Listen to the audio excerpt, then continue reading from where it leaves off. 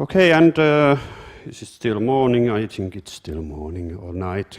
Good morning, and thank very much Jussi and Raisa for the invitation.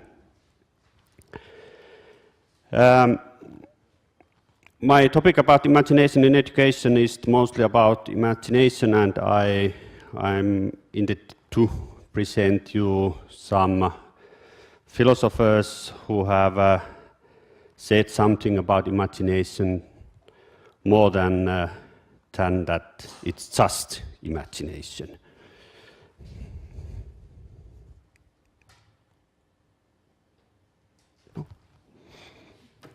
That's the only picture you will see in my presentation.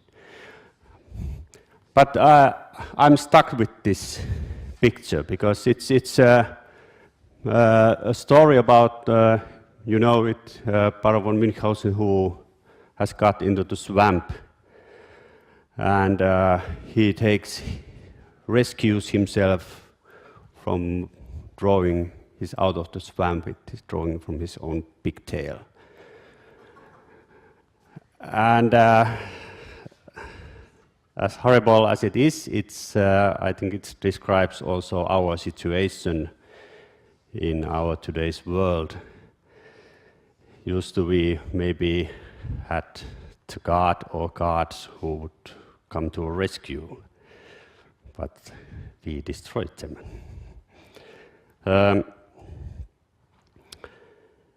But in another way, when you study imagination, this picture comes also possible as it is impossible, because our ways to view imagination have been maybe too rationalized, and it's very hard to grasp only from pure rational point of view what imagination actually is.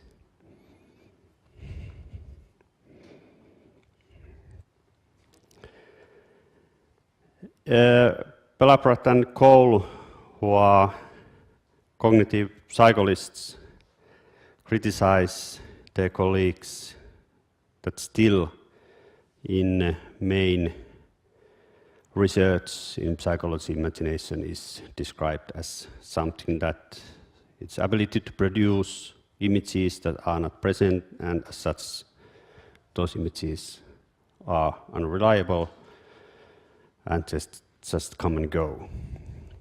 And still, if we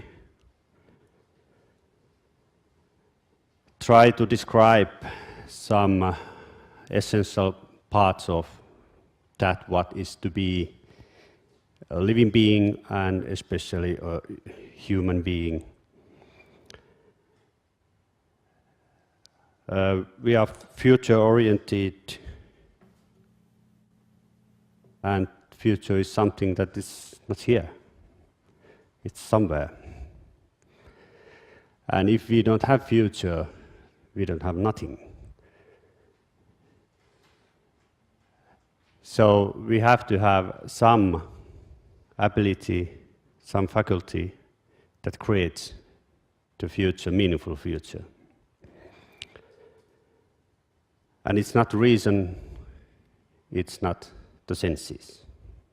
So it's imagination. Empathy and sympathy are impossible without imagination.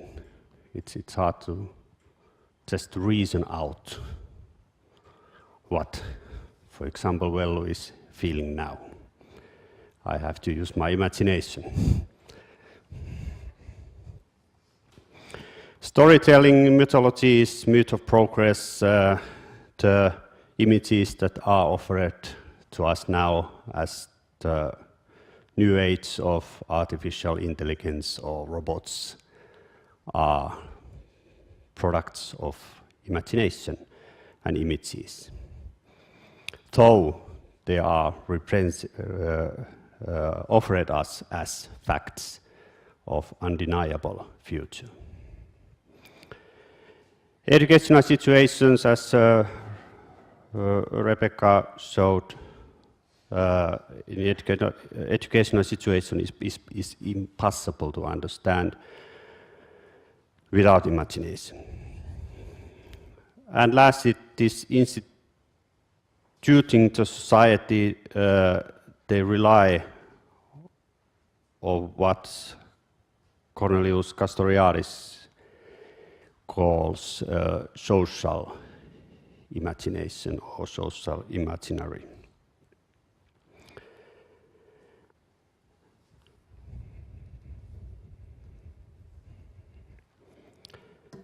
It was Aristotle who first more seriously pondered what imagination is.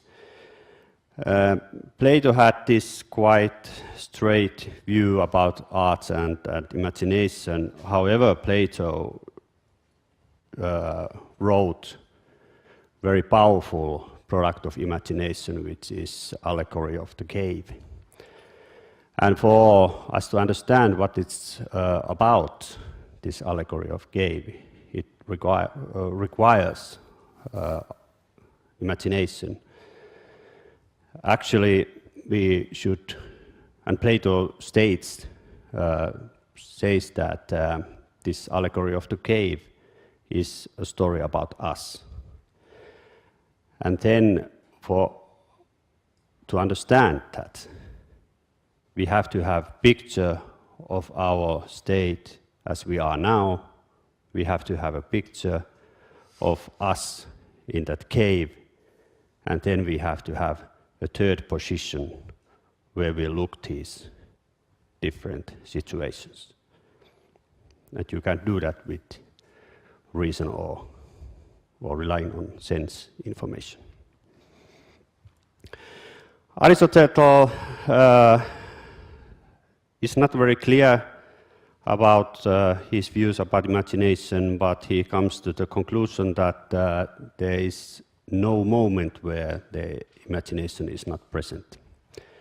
I don't know, maybe the Buddhist monks sometimes get that feeling of nothingness or emptiness. I don't know the Buddhism, so I don't say any more about that.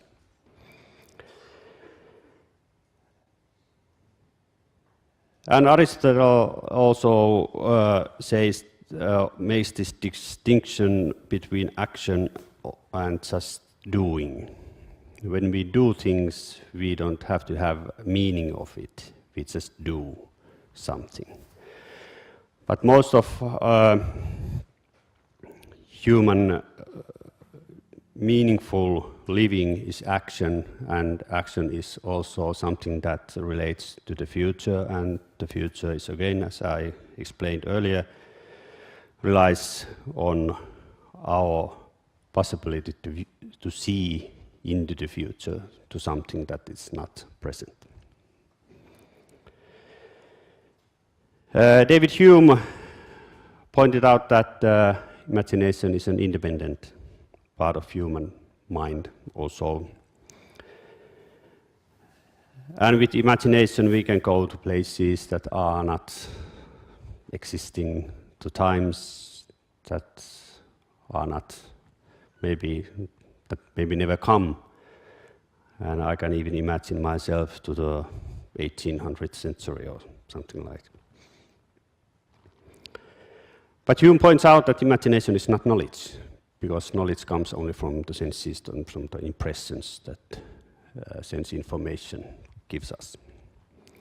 And still Hume points out that we have to rely on our imagination, because, for example, the causality is an assumption that we make relying on imagination, and on our practical life we have to rely on that. Kant has very confusing views about imagination, and that's because he wrote two versions of his critique of pure reason. And in the first version, his first edition, he pointed out that imagination is beside understanding. imagination gives understanding something that understanding is possible. But in the second edition and in the second version, he puts imagination as one faculty of understanding.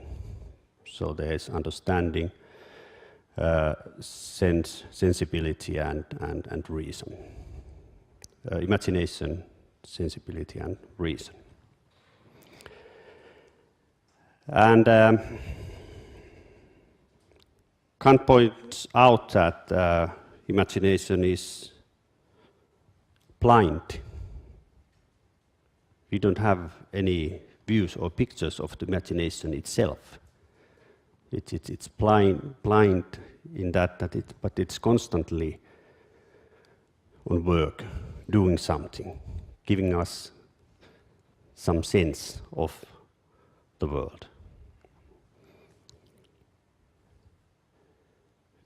Was it 15 minutes? Okay, then I have to go into that.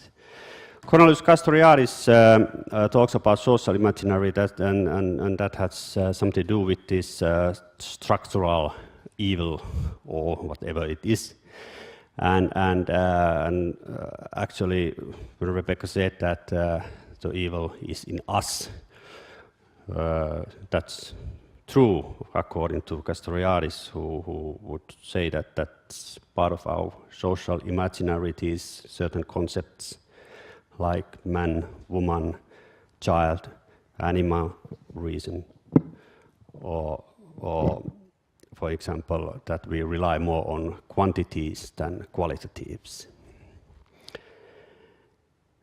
And it's somehow humorous to think that for the Greeks, the gods were as real as for us are real the credit rating agencies. And when the representatives of credit rating agencies open their mouths and say, A, we are happy.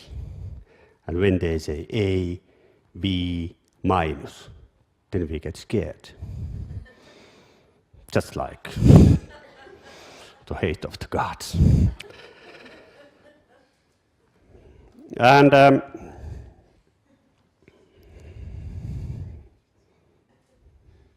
Castoriadis differentiates two kinds of imaginations. It's creative and radical imagination. Creative imagination is something like that we do inside the current magmatic social imaginary, which this magma is all the webs of the central concepts that we use all the time that has become us. And when we are inside this box, we can be creative. That's use of creative imagination. But radical imagination challenges these concepts, challenges the very magma itself, so that we get in the state of disturbance. And one thing that I think what the EcoJustice movement, for example, is doing is that we should create a new social imaginary, because we have to remember that the social imaginary doesn't flow somewhere independent of the certain reality, which is of course always and remains partly a mystery of us, what this really is.